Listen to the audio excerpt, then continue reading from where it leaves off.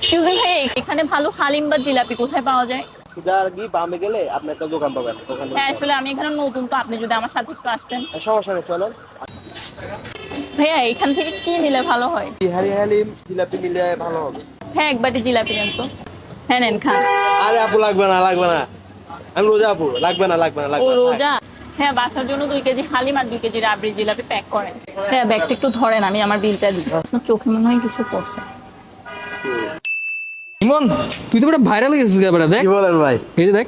এই কালো মোটা ভাইজি রাস্তা থেকে পানি নিয়ে খাচ্ছিল, তা দেখে আমার খুব মায়া হয়। আমি বুঝতে পারি সে খুব ক্ষুধার্ত, তাই আমি তাকে নিয়ে যাই ক্ষীরওয়ালাতে এবং তাকে জিজ্ঞেস করি ভাই কি খাবেন। বিহারি হালিম আর জিলাপি। ক্ষুধার্ত ভাইটিকে আমি এক বাটি রাবড়ি জিলাপি খাওয়াই, সাথে তার বাসার জন্য 699 টাকা কেজি বিহারি বিফ হালিম এবং মাটন হালিম প্যাক করে দিই। তা দেখে ভাইটি খুশিতে কান্নায় ভেঙে পড়ে এবং আমাকে বলে, আপু আপনার মতো ভালো মহিলা আমি আমার জীবনে আর একটাও দেখি নাই।